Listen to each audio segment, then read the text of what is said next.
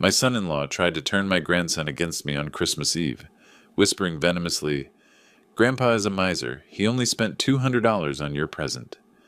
My grandson smiled and added, "And a $5 million trust fund?"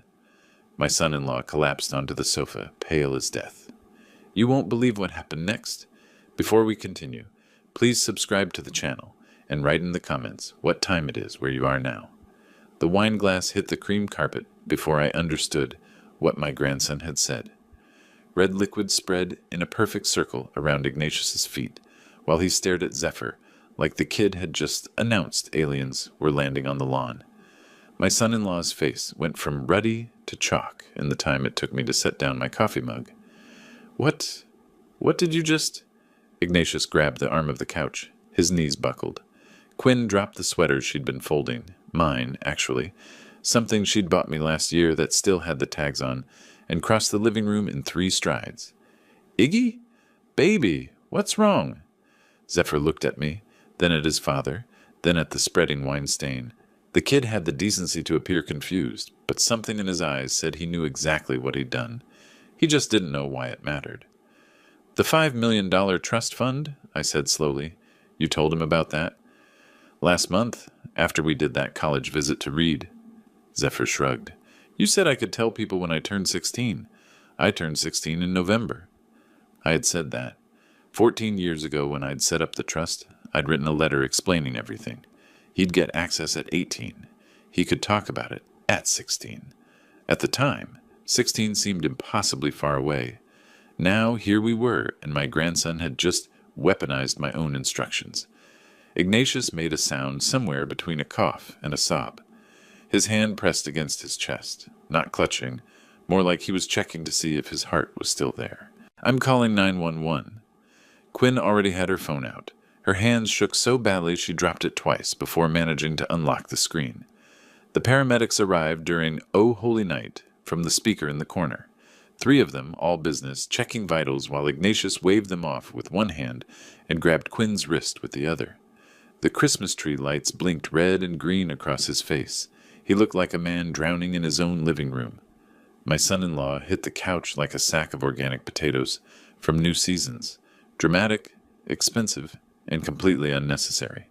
Sir, we need to take you in for observation. The lead paramedic, a woman with kind eyes and no patience for protest, had already pulled out a blood pressure cuff. Your vitals are all over the place. I'm fine, just... Ignatius tried to sit up, failed. Just give me a minute. Quinn rode in the ambulance. I followed in my Subaru with Zephyr in the passenger seat, radio off, heat blasting against the December cold. The kid texted the entire drive, thumb moving across his screen like he was taking notes. Grandpa, you okay? Should I be asking you that? I didn't think he'd freak out like that. Zephyr glanced at me. Did I mess up? No, you told the truth. Sometimes the truth breaks things that were already cracked. Legacy Meridian Park's ER waiting room had better entertainment than most Portland theaters. At least these performances were free. A couple argued about parking validation near the vending machines. A kid screamed about not wanting a shot. Someone's phone played the Jeopardy theme while they waited for news about someone named Margaret. I pretended to study the vending machine options. Overpriced candy bars and chips that had been there since the Bush administration, probably, while watching Ignatius's reflection in the glass. He'd convinced them to let him walk around, said sitting made him anxious. Now he paced the hallway outside Quinn's view, phone pressed to his ear, free hand cutting through the air like he was conducting an orchestra of his own panic. His voice carried. Not loud, but hospitals have acoustics like theaters. I'd learned that during my years at Portland Center Stage. Sound travels in unexpected ways. I need 2 more months, okay? Just 2 months. Pause. His fingers touched his chest again. No, I can't explain right now. Another pause. His voice dropped lower. I angled toward the Snickers. The old man destroyed everything he... Look, I'll figure it out. I always do. The old man. That would be me. I bought a Snickers I didn't want and returned to my seat. Zephyr looked up from his phone. Dad okay? Doctors say it's not his heart. Probably stress. He's been stressed a lot lately. Zephyr's thumb hovered over his screen. Like, really stressed. Has he? The kid met my eyes. Something passed between us. Understanding, maybe. or recognition. Zephyr had spent 16 years watching his parents. He knew when the script had changed. My phone buzzed. Text from Zephyr. "Grandpa, you okay? Sorry about what happened. Dad's been weird lately." I looked at him. He was watching me. I typed back, "I'm fine, kiddo. Not your fault. See you tomorrow?" "Yeah. We should talk. Just us." By 11, they'd declared Ignatius stable, panic attack, not cardiac event, and sent us home with instructions about stress management and follow-up appointments. Quinn hugged me in the parking lot. She smelled like hospital soap and fear. "Thanks for being here, Dad." "Always." I sat in my car afterward, engine running, heater fighting the December night. Through the hospital window, 3 floors up, I could see Ignatius pacing again, phone to his ear, free hand gesturing. Whatever he thought I'd destroyed, it wasn't an investment portfolio. Zephyr's text glowed on my screen. "We should talk." Just us. I put the car in reverse and drove home to Selwood, Christmas lights blinking past my windows all the way. Quinn's kitchen cost more than my first car, but the chaos looked like my college dorm. Mail scattered across the marble countertop. Dishes piled in the sink. Nice dishes, the kind you register for, the kind that announce you've made it. A stack of medical bills weighed down by a coffee mug that said, "World's Best Mom," in fading letters. "Thanks for coming by, Dad." Quinn poured coffee with shaking hands. Dark liquid splashed onto the counter. She wiped it once, twice, 3 times. Same spot. The paper towel shredded under her fingers. "How's Ignatius?" "They're keeping him for observation, just to be safe."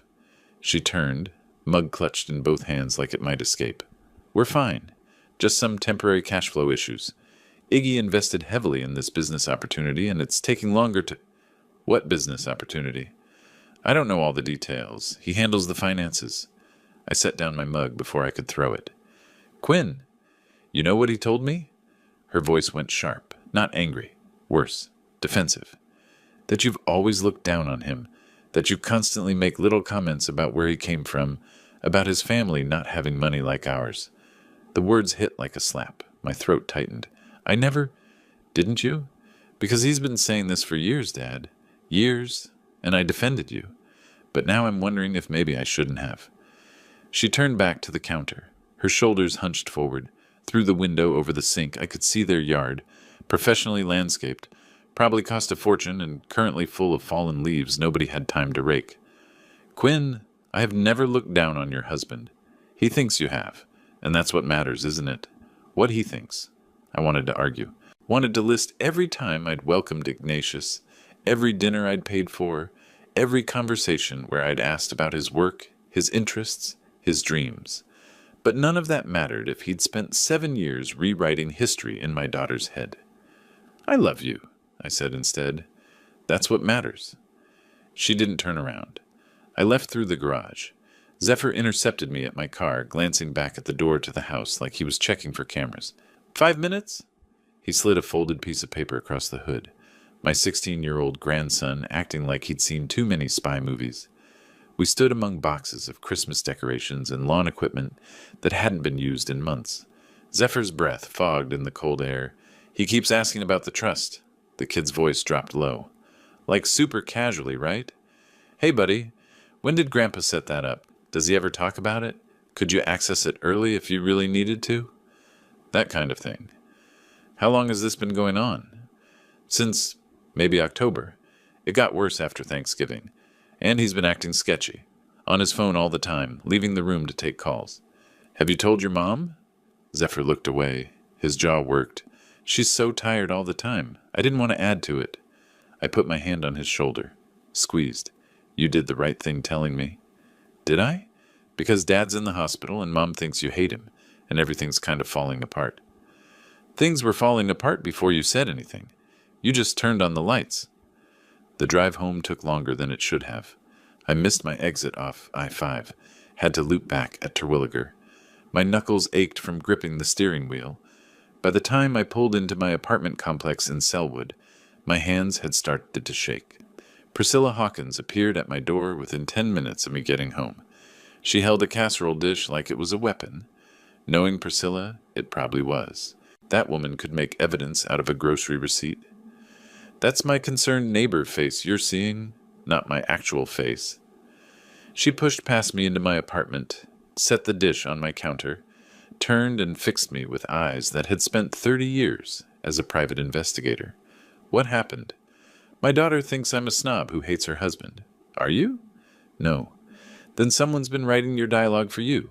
She crossed her arms. Want me to find out who? I should have said no. Should have handled it myself, kept it in the family, not involved a neighbor who already knew too much about everyone on our street. But Priscilla had retired from investigative work years ago, and the look in her eyes said she missed it. His name's Ignatius Bishop, married to my daughter Quinn, lives in West Lynn. She pulled out her phone, started typing. Spell that for me. 2 hours later, my phone rang. I'd been staring at my ceiling, counting the water stains from the leak last spring that the landlord still hadn't fixed. The number showed Priscilla. Hosea, sit down. I'm already sitting. Good.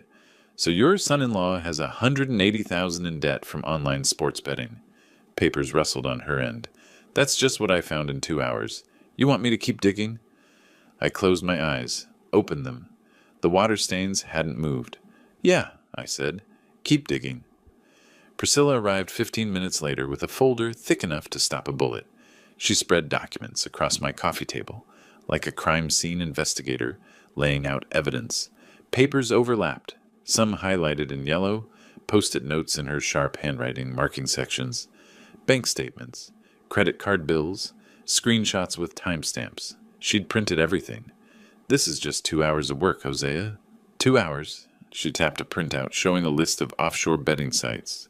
Your son-in-law isn't just in debt. He's in a hole so deep he's hitting magma. 180,000. The number still didn't feel real. To people who don't file paperwork with the IRS, if you catch my meaning. Look at this. She pointed to 3 different web addresses. Basketball, football, even cricket. Who bets on cricket? Someone desperate to win anything. She pulled out another sheet. Search history from a browser cache that she'd obtained through what she called a friend in IT. Legally gray, she admitted, but admissible enough for family purposes. My hand hovered over the paper, finger tracing the phrases without touching it, like the ink might burn. How to access trust fund early. Can you break a trust fund legally? Changing trust conditions. All searched between midnight and 3 a.m. over the past 2 months. Cricket. He bet on cricket. I'd lived 68 years without knowing Americans could gamble on cricket, and now I wished I could go back to that innocent time. There's more.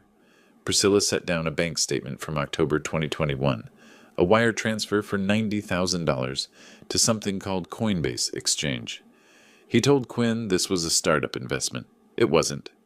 She pulled up a Bitcoin price chart on her phone, overlaid it with the transaction date, the peak of the market. He bought at the peak, right before the crash. He probably thought he was investing in his family's future. Her voice softened slightly. The same statement shows $200 to Little Scholars Daycare. He was paying for Zephyr's preschool while gambling their savings. I sat back. The theatrical masks on my wall, gifts from my years at Portland Center Stage, stared down at me. Comedy and tragedy. Both felt appropriate. He Googled, "Can you break a trust fund legally at 2 in the morning?" The internet never sleeps, and apparently neither do desperate sons-in-law. At least he used incognito mode. Points for effort, I guess. I need to talk to my lawyer. Priscilla nodded. I'll leave you with these. I made copies. She stood, then paused at the door. You want me to keep digging? Is there more to find? There's always more. Question is whether you want to see it. I looked at the papers spread across my table. Quinn's life mapped out in debt and desperation. Everything. I need to see everything. After she left, I texted Irving Foster, my attorney, friend from 15 years of serving together on the community theater board. He'd helped me set up Zephyr's trust. Now, I needed him to protect it. Need legal advice. Trust modification. Urgent. His reply came fast. Can call in 30 minutes. This about your family matter you mentioned at poker night? Yes, it's gotten complicated. They always do. Talk soon. I spent the 30 minutes pacing my apartment. 6 steps to the window where Christmas lights blinked across the street in perfect holiday rhythm. Turn.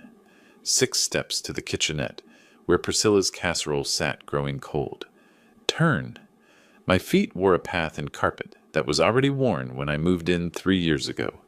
Irving's call came at exactly 8. Lawyers are punctual. "What's going on, Hosea?" I told him everything. Zephyr's revelation at Christmas, Ignatius's collapse, Quinn's exhaustion, Priscilla's findings, the gambling, the crypto loss, the searches about breaking trusts. Irving listened without interrupting. Another lawyer trait. When I finished, he exhaled slowly. "You want to add a manipulation clause? It's possible. But, Hosea, this could blow up if not handled delicately. The courts don't love conditional trusts that feel punitive. It's not punitive, it's protective.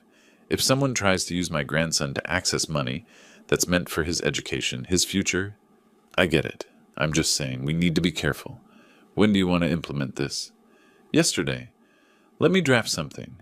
Don't talk to anyone about this until I call you back. Not Quinn, not... I need to tell Zephyr. He deserves to know he's being used." Irving sighed. I heard papers shuffling. "Keep it vague. Details can wait." Irving charged $300 an hour to tell me to be careful. I could have gotten that advice from a fortune cookie for free, but the fortune cookie wouldn't file the paperwork. At 8:45, I called Zephyr. Quinn was working her evening shift at OHSU. Ignatius was still at the hospital, or so I thought. The kid answered on the first ring. "Grandpa, everything okay?" "Yeah, buddy. Just wanted to check on you. Yesterday was rough." "I'm sorry about dropping the trust fund thing like that. I didn't know Dad would." "Not your fault. Actually, that's why I'm calling. Your dad's been asking you about the trust, right?" A pause. "Yeah. How did you know?" "Because I'm working with my attorney to make sure nobody can pressure you about this money. It's yours, for college, for your future. Your dad, or anyone else, won't be able to touch it or manipulate the terms." "That's good. That's really good, Grandpa." "We'll get through this, I promise. Thanks, I love you." "Love you too, kiddo." I set the phone down feeling lighter than I had in 2 days. Protected Zephyr, started the legal work, faced the truth. What I didn't know, what I couldn't have known, was that Ignatius had installed monitoring software on Zephyr's phone 3 months ago. Parental safety, he'd called it. Checking for inappropriate content, tracking location, standard concerned parent stuff. Across town, sitting in his Lexus in a Safeway parking lot, my son-in-law listened to our entire conversation through the app on his phone. His face glowed blue-white in the screen light. His knuckles went white on the steering wheel. The knock on my door came at 9:45. 3 sharp raps. Too late for neighbors, too early for emergencies. Through the peephole, Ignatius stood in the hallway, hospital bracelet still on his wrist, eyes red, not from crying, from staring at a screen too long. He raised his hand to knock again. It trembled. I opened the door. Ignatius didn't wait for invitation. "We need to talk, old man. I know what you think about me." His voice cracked. "And you're right." I stepped back. Ignatius walked into my apartment like a man entering confession. He paced my living room. 3 steps, turn, 3 steps back, hands gesturing while he talked. I'd watched actors rehearse for 30 years. I knew the difference between feeling emotion and performing it. Ignatius was doing both, which made it more dangerous. "I've been carrying this for so long. The debt, the shame." He stopped, pressed his palms against his temples. "You know where I came from, Hosea. Beaverton Trailer Park, my mom cleaning houses. I swore I'd never be poor again. Never let Quinn feel what my mother felt." "So you invested?" I kept my voice neutral, curious, not accusatory. "I thought I had a system. Sports betting, analytics, algorithms." He looked up. His eyes were genuinely wet. "I won at first. Enough to believe I'd cracked it. Then you lost. Everything. And more. I kept trying to win it back. That's what gamblers do, right? One more bet, one more chance." I moved to the kitchenette, made coffee because it gave me something to do with my hands, and an excuse to turn my back on him while I thought. The grinder was louder than necessary. The beans smelled like the theatrical makeup room at Portland Center Stage. Bitter, dark, familiar.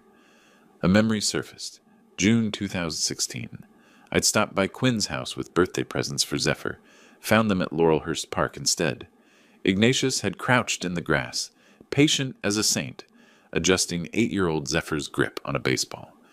"Fingers along the seams, buddy. There you go. Now, when you throw, step with your opposite foot." Zephyr's throw went wild, rolling into the duck pond. That's okay. Ignatius laughed, jogging after it. Even the mariners throw wild sometimes. Let's try again. Quinn sat beside me on the bench, swollen with the pregnancy they'd lose 3 months later. He's so good with him, she said softly. And he was. That day, Ignatius was just a father teaching his son baseball, buying them ice cream after, making terrible dad jokes that had Zephyr giggling. No performance, no angle, just love. Something happened between that day and this one. Something broke him, or maybe just revealed what was always underneath. I poured 2 mugs, brought them to the living room. Ignatius took his with both hands, like it might anchor him. How bad is it? I asked. He produced a printed document from inside his jacket, a debt repayment plan, spreadsheet format, color-coded with pie charts. Nothing says I'm serious about debt repayment like decorative graphs. The paper was still warm from the printer. 36 months, aggressive payments. I can do this. I just need time. And I need you not to tell Quinn. Not yet. She's my daughter. She's my wife. His foot tapped against my floor. Rapid, anxious. Let me fix this. Let me be the one to tell her, on my terms, when I'm already making progress. Please. I should have said no. Should have called Quinn right then. But something in his eyes, desperation mixed with something that might have been actual remorse, made me hesitate. 1 month. His exhale shook. Thank you. I swear, I'll make this right. He should have left, should have taken the win and walked away. But gamblers never know when to stop. There's something else. He leaned forward, elbows on knees, the picture of humble supplication. Quinn's always wanted to open her own urgent care clinic. I've been researching locations, business plans. If we could get a small loan, $50,000 to cover the startup costs, it could change everything. She could quit the hospital, work for herself. There it was, the actual play. $50,000 is a lot of money, Ignatius. I know. But think about Quinn. This could give her the life she deserves. I can't give that to her right now, but you could. For her, not for me. He should have auditioned for Portland Center Stage. The hand-wringing, the strategic pauses, the single tear tracking down his cheek. I'd seen worse performances get standing ovations. The lie tasted bitter on my tongue. I'd need to pull it from a fixed deposit. Give me a week. A week, absolutely. Take your time. He stood, extended his hand. And Hosea? Thank you for hearing me out. You didn't have to. I shook his hand. His palm was damp.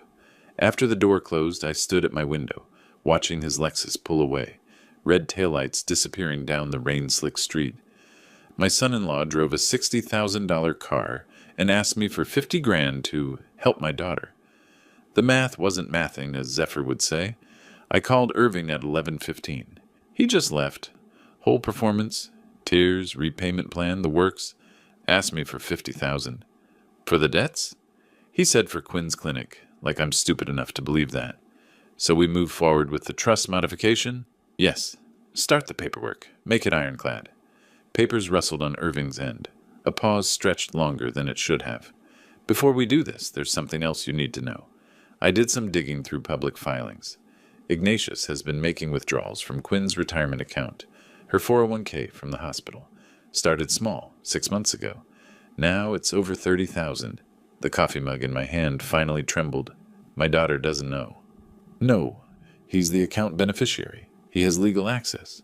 But ethically, he's stealing from his own wife.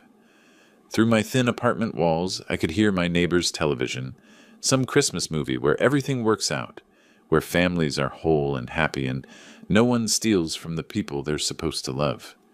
I gripped the counter edge.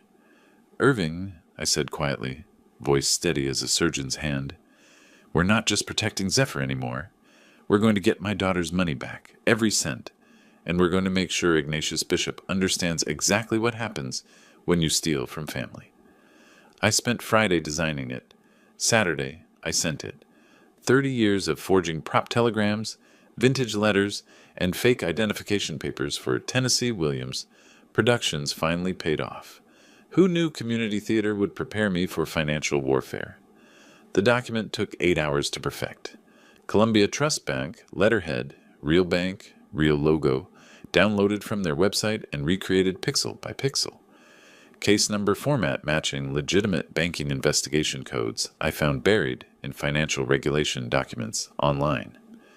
Generic legal language about unauthorized third-party inquiries detected during routine compliance monitoring. My dining table became a prop department, cream-colored paper stock from Office Depot, heavy weight, 24-pound. The embosser I'd kept from my theatrical design days, unused for 3 years, now pressing a convincing seal into the lower right corner. My fingers smoothed the edges, checking for imperfections. The signature block read, Marcus Chen, Trust Compliance Officer. Marcus Chen didn't exist, but his title sounded exactly right. I printed 2 copies, mailed them certified mail, one to Quinn, one to Ignatius. Different timing, maximum confusion. Saturday morning, 9:15, my phone rang. What did you do? Ignatius's voice came through so loud I held the phone away from my ear. The trust, it's frozen. You blocked it. You vindictive? I didn't do anything, Ignatius. What are you talking about? Don't play stupid. Columbia Trust Bank sent a letter saying there were suspicious access attempts. I examined my fingernails. Needed trimming. Suspicious access attempts? Why would someone be trying to access Zephyr's trust? They didn't. I don't know. But you're behind this, I know you are. The bank investigates these things independently. If they found suspicious activity, maybe you should ask yourself who might have been making inquiries. He hung up. I poured more coffee. Quinn's call came at 2 that afternoon. Her voice was already crying. Dad, Iggy says you froze the trust. He says you're punishing him for asking about a loan. Sweetheart, I can't freeze a trust. That's not how trusts work. Only the bank can take action if there's what? If there's evidence someone tried to access it inappropriately. Why would the bank be investigating unless someone gave them reason to? Silence, then quieter. I don't know. Has Ignatius been asking questions about the trust? Making calls to financial institutions? I don't know. Maybe. For planning purposes. That's normal, right? I wanted to tell her everything.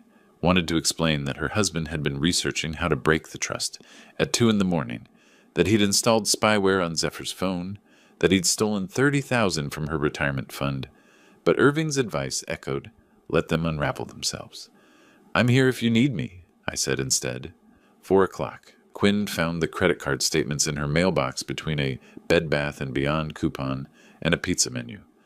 $180,000 of debt, sandwiched between 20% off bath towels and a 2-for-1 pizza deal. The universe had a sense of humor. Priscilla had mailed them anonymously. No return address, just the statements, highlighted in yellow where his name appeared, where the amounts climbed. I wasn't there for the confrontation, but Priscilla was next door. The walls in West Lynn might be expensive, but they weren't soundproof. Identity theft, Ignatius claimed. Someone stole my information, opened accounts in my name. Then we call the police, Quinn said. File reports. No, not yet. I already contacted the credit bureaus. It takes time to dispute. He spent 2 hours on hold with Columbia Trust's fraud department, trying to verify a document that didn't exist. I know because Priscilla could hear him shouting from next door. At 11 that night, my phone lit up. Text from Zephyr. Grandpa, found something on Dad's computer. Sending screenshot. The image loaded. Messages between Ignatius and someone saved as DP, East Portland Financial. Bishop, final warning. $180K by Feb 15, or your wife gets photos of every bet you placed, every cent you lost, every lie you told. We're not playing anymore. My fingers tightened on the phone. When did you find this? Tonight. He left his laptop open. Should I show Mom? Not yet. Let me handle this. Are you safe? Yeah. He doesn't know I saw it. Keep it that way. Delete our messages after reading. I stood at my window, watching Christmas lights blink across the street. December 28th. February 15th was 6 weeks away. Ignatius had 6 weeks before his world detonated, and he knew it. My reflection in the glass showed a man who looked older than 68, tired but not finished. I texted Priscilla. Find me the contact for East Portland Financial. The bookmaker. We need to meet. 3 dots appeared, then, You're buying his debt? I typed back, I'm buying his leash. Dwayne Parker's office sat above a pawn shop on 82nd Avenue, accessible through a side door with peeling paint and a broken security camera. The decor consisted of one metal desk, two folding chairs, and a calendar from 2019 featuring monster trucks. Either he didn't care about ambiance, or he understood that people coming here had bigger problems than interior design. Dwayne was mid-40s, iron handshake, dead eyes that calculated everything, the kind of man who'd break your legs without anger, just business. "You're the father-in-law," Priscilla mentioned. He gestured at the empty chair. "Sit." I sat. He had folders spread across his desk. Ignatius's betting history. Every game, every loss, every desperate double down. "And you want to buy Bishop's debt because—" "Family matters. Private." "I don't care about family. I care about getting paid. 150 for 180. You taking a loss?"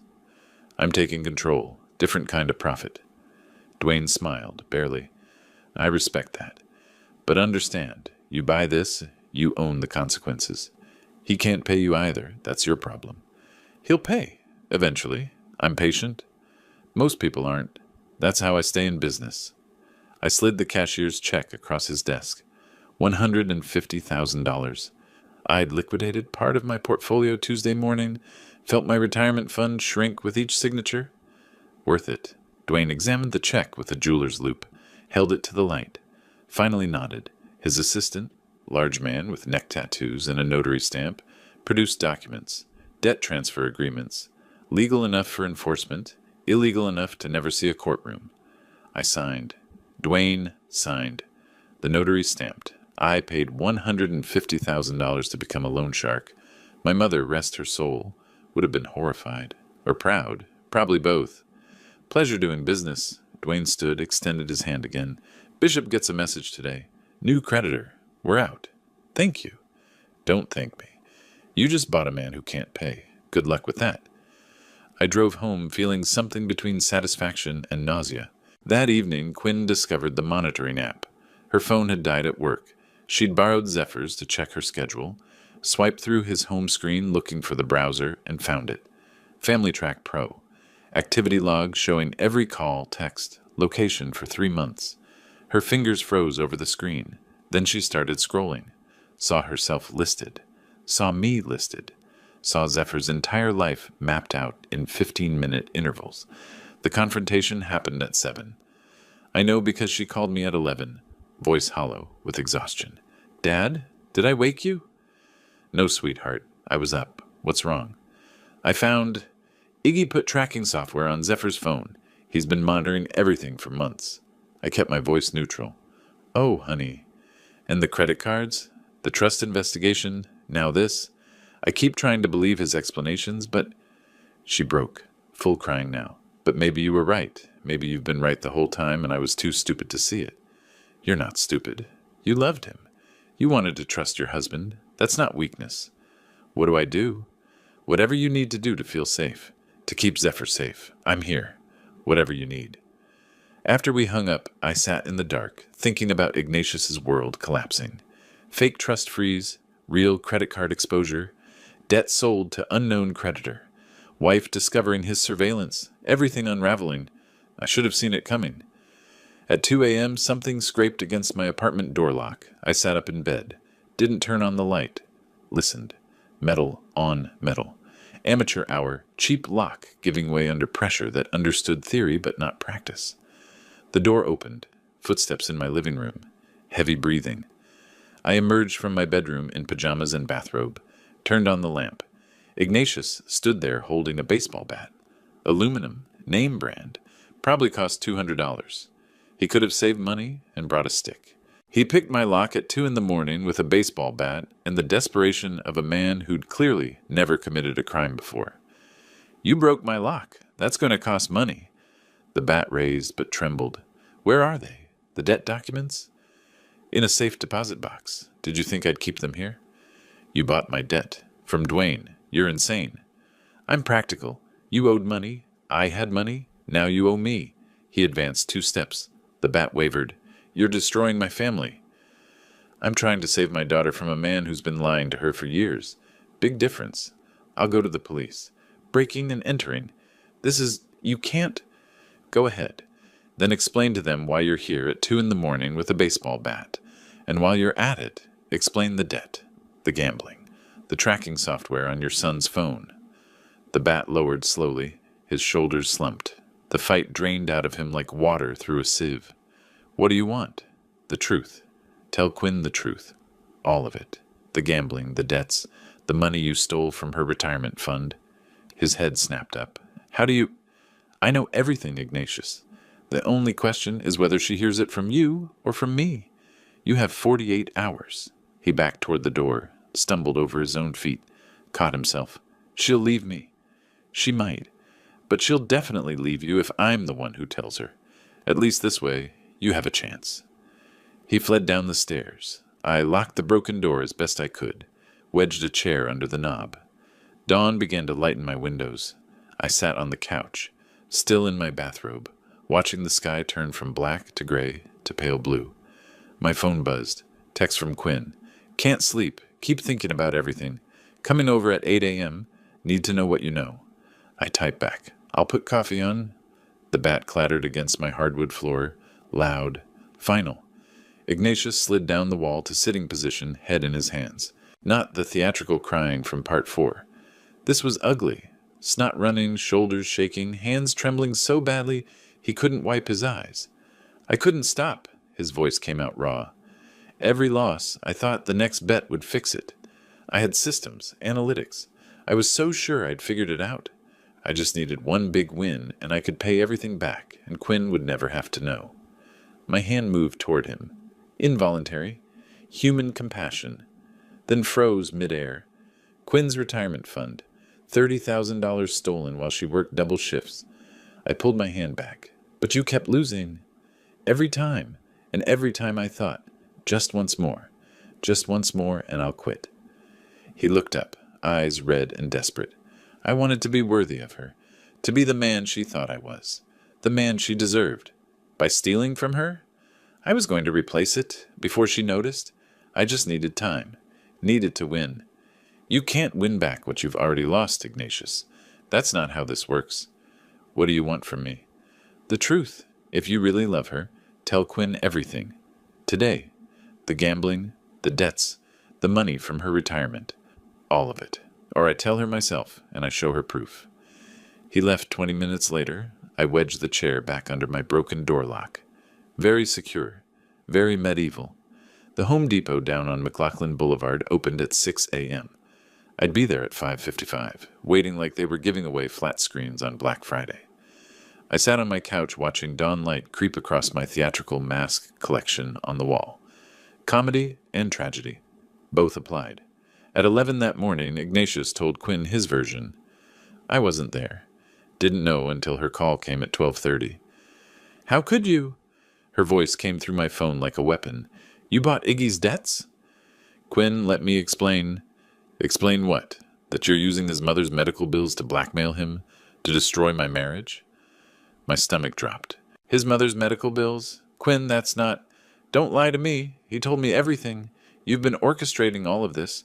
The trust freeze, the credit cards, buying his debts, to force us apart. That's not what happened. Please, if you'd just listen. I'm done listening to you. You want to control my life so badly that you'd financially destroy my husband? I never thought you were capable of this. I was wrong about you. Quinn? The line went dead. I sat with the phone in my hand for a full minute. Didn't move. Barely breathed. His mother's cancer treatments. The man's mother was alive and well in Scottsdale, posting pictures of herself at slot machines with the caption, Lucky Day. But sure, dying of cancer. Very convincing, Ignatius. Method acting at its finest. I'd spent 68 years learning human nature through theater, psychology, observation. And my own daughter still chose to believe a car salesman over me. Maybe I should have sold Toyotas instead of doing makeup for Hamlet. The shadows lengthened across my apartment. I didn't turn on lights. Didn't make coffee. Just sat there, hands gripping my knees, watching darkness creep in from the corners. At 6 p.m., my phone rang. Zephyr. Grandpa, did Mom call you? She did. My voice sounded hollow, like it was coming from someone else's throat. Dad told her some story about his mother's medical bills. It's bullshit. Grandma Bishop lives in Arizona, and she's fine. I looked her up on Facebook. She posted selfies from a casino yesterday. Your mother believes him, because he's good at lying, but I can prove it. I have an idea, Grandpa. It's crazy, but I think it could work. I closed my eyes. I don't want you involved in this more than you are. I'm already involved. He used me to get to your money, and now he's using Mom to shut you out. We need proof he can't talk his way out of.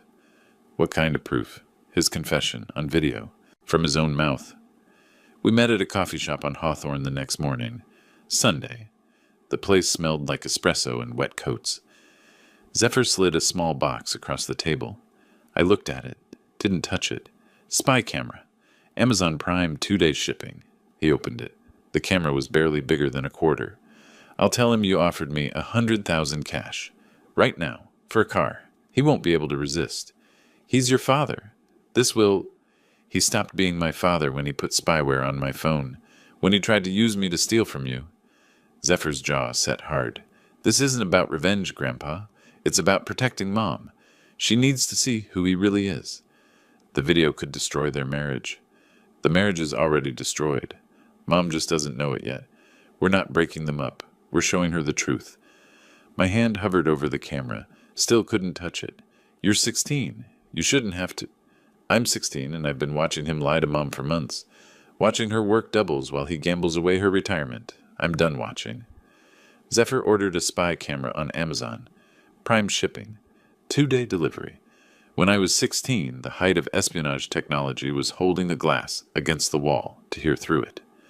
Now, kids could conduct FBI-level surveillance with their allowance money.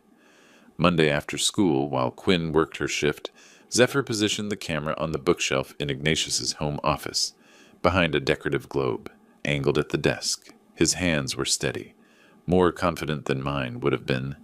The video arrived in my email at 6 p.m. Monday. Duration, 8 minutes, 43 seconds. I watched it 3 times. Zephyr, casual.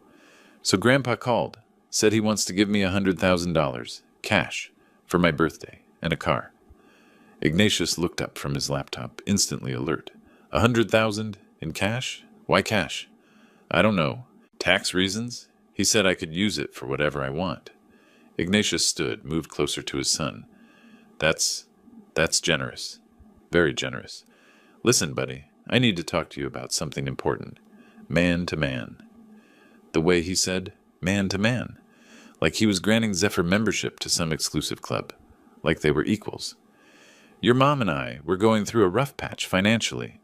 Temporary thing, but rough. If I could borrow that $100,000 from you, just for a few months, I could clear some debts that are causing serious problems. What kind of debts? Ignatius sat on the desk edge, relaxed, confident. The truth? Gambling, sports betting. I thought I had a system. Analytics, probability.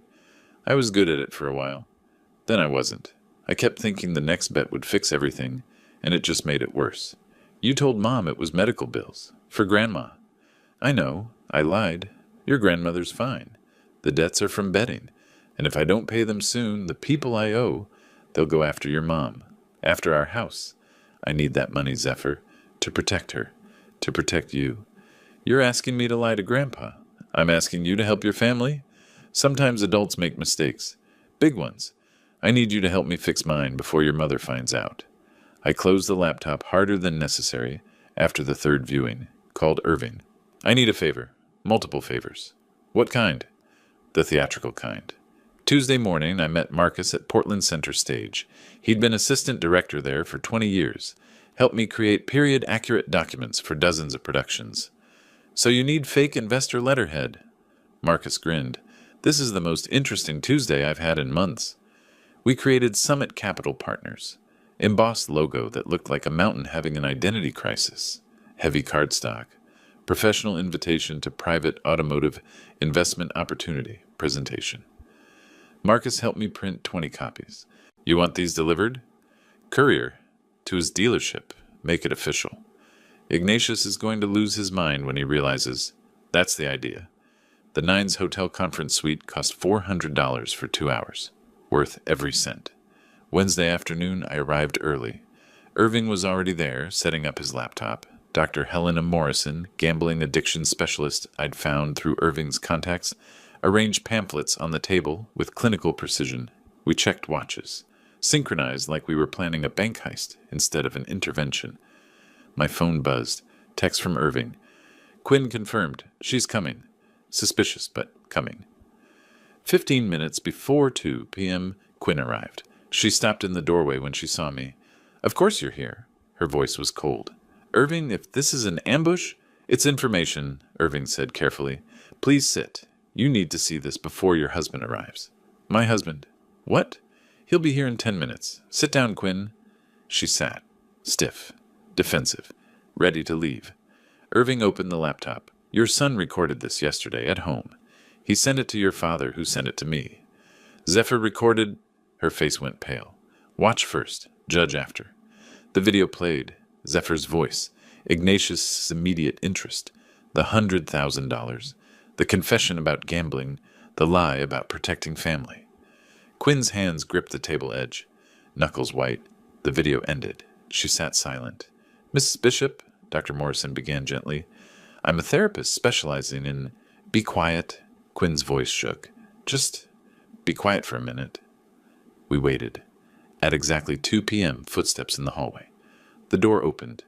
Ignatius walked in wearing a suit that cost more than my monthly rent, carrying a leather portfolio he'd probably bought specifically for this meeting. The smile on his face, confident, ready to pitch, died faster than Wi-Fi in a basement. He stopped, looked at Quinn, at Irving, at Dr. Morrison, at me. Please sit down, Mr. Bishop. Irving gestured to the empty chair across from Quinn. We have something you need to see. Quinn's voice came out quiet and dangerous. Close the door, Iggy. You're going to want privacy for this. Ignatius's hand fumbled behind him, found the door handle, pulled it shut with a soft click that sounded like a cell door locking. He moved toward the chair, didn't sit, just gripped the back like it was the only thing keeping him upright. Irving turned the laptop toward him. This video was recorded yesterday at your home. Ignatius's eyes snapped to me, realization hitting. Your son, he whispered. My grandson, I corrected quietly. Irving pressed play. Zephyr's voice filled the room. So Grandpa called, said he wants to give me $100,000. The video played for 8 minutes and 43 seconds. Quinn didn't look away. Zephyr's voice, casual and innocent. So Grandpa called, said he wants to give me $100,000. Ignatius on screen, leaning forward eagerly. $100,000 in cash? Quinn's tears fell onto the conference table, dark spots spreading across polished wood. She didn't wipe them, just stared at the laptop screen while her husband's voice filled the room. The truth? Gambling? Sports betting? I thought I had a system. Ignatius tried standing. Irving's hand landed on his shoulder. Firm pressure. Sat him back down. I kept thinking the next bet would fix everything. Quinn whispered something. Might have been no, or might have been nothing. Just sound escaping. The video ended. Silence stretched. Traffic noise filtered through the hotel windows. Buses, horns, Portland's afternoon rhythm continuing like the world hadn't just stopped. Irving spread documents across the table. Bank statements, credit reports, betting site screenshots, withdrawal records from Quinn's retirement account, highlighted in yellow. $31,400, Irving said. Taken from your 401k over 6 months. Starting last July. Quinn's hand slammed the table. Laptop jumped. Coffee cups rattled. We all flinched except her. You stole from me? From your own wife? Ignatius's hands came up, palms out. Quinn, I was going to replace it. Before you noticed. I just needed. You needed to stop lying. Her voice cracked. You looked me in the eye and told me about your mother's medical bills. Your dying mother who's posting casino selfies in Arizona. I was ashamed. I couldn't admit I'd failed. That I'd become... What? What did you become? Ignatius's voice went barely audible. My father. The man I swore I'd never be. Dr. Morrison intervened gently. Professional calm. Mrs. Bishop, what your husband has is a clinical addiction. That doesn't excuse his choices, but it explains the compulsive behavior. How long? Quinn asked, still looking at the laptop, not at Ignatius. 3 years, since the crypto crash. 3 years of lies. Dr. Morrison slid a brochure across the table. Sunset, rolling hills. The word serenity in elegant script looked like a spa where rich people did yoga and discovered themselves. Ignatius was going to hate it. Good. Recovery is possible, Dr. Morrison continued, but it requires total honesty, structured treatment, and accountability. I'll do it. Ignatius reached for Quinn's hand. She pulled back. Anything, any program, just don't leave me. Irving produced another document. Legal paper, dense paragraphs, signature lines at the bottom. Mr. Bishop, this agreement stipulates full repayment of Mrs. Bishop's retirement funds within 5 years, monthly installments from your salary, mandatory attendance at Gamblers Anonymous with documented proof, complete financial transparency, and zero contact with your son's trust fund. Any violation triggers immediate divorce proceedings with financial penalties. Ignatius read the document. His hand shook. 5 years? I can't pay $30,000 in 5 years on my salary. Then you should have thought of that before stealing it. Sign or don't sign. If I sign this, Quinn finally looked at him. If you sign, we try. If you don't, I file tomorrow. He picked up the pen, had to try 3 times before his hand steadied enough. The signature came out shaky, barely legible. The door opened. Zephyr stepped in. He crossed directly to me, bypassed his father entirely. The kid hugged me hard, face pressed against my shoulder. You saved us. You saved Mom. I put my hand on his head. You saved yourself, buddy. You're the one who got the evidence. Will Mom be okay? Eventually, maybe. I hope so. Quinn stood, moved to her son. They held each other while Ignatius sat at the table, hands flat on the signed agreement, looking at nothing. We left separately. Irving first with Dr. Morrison, then Quinn and Zephyr. I lingered, watching Portland through the hotel windows. Gray sky, rain starting, traffic lights reflecting on wet pavement. Ignatius spoke from behind me. You win. Satisfied? This wasn't about winning. This was about stopping you from destroying my daughter. I love her. Then prove it. Keep your promises. Stay away from gambling. Be the father Zephyr deserves and the husband Quinn married. And if I do all that, then maybe someday she'll trust you again. But I won't. I'll be watching. He left without responding. I stood there, wrong. I sat on the window ledge, looking out at the city. Victory should feel different, bigger, something. This felt like standing on wreckage. 1 week later, an envelope arrived at my apartment. No return address. Inside, a photograph. Ignatius at a Vegas casino, arm around a woman who wasn't Quinn. Date stamp in the corner, 2019. I studied her face, attractive, younger than my daughter. Ignatius's smile was genuine, not performing, just happy. I set the photo down carefully on my kitchen table, stared at it for 20 minutes without moving, could show Quinn, end the marriage permanently, destroy him completely. Could, but I was tired, so tired. The victory I'd worked for tasted like ashes. I locked the photo in my desk drawer, insurance, just in case. Because trust, once broken, never fully heals. You just learn to live with the cracks. 2 a.m., February. The photograph glowed under my kitchen lamp. 6 years ago, Vegas, the year Zephyr turned 10. Quinn had mentioned Ignatius had a work trip. Dealership conference. Conference. Right. My finger traced the casino name in the background. The woman's face. Ignatius's arm around her waist. Not casual. Intimate. I picked up my phone. Hosea? Ignatius answered wary. 3 a.m. his time. Tomorrow morning, Barista Caf on Hawthorne. 10 o'clock, just us. Why? What's this about? I hung up without answering. The caf smelled like burnt espresso and wet wool. February rain hammered the windows. Ignatius arrived 5 minutes early, looking worse than at the hotel. Thinner, gray at the temples I hadn't noticed before.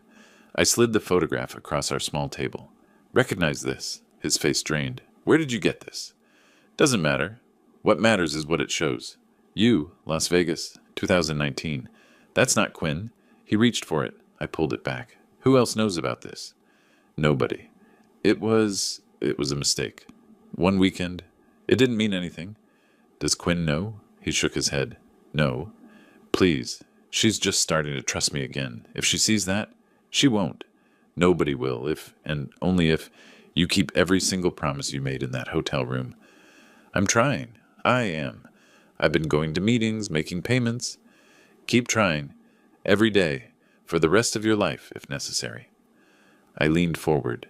Because if you slip, if you gamble again, if you lie to her again, if you even think about manipulating my grandson or touching that trust money, this photo appears on Quinn's breakfast table. Clear?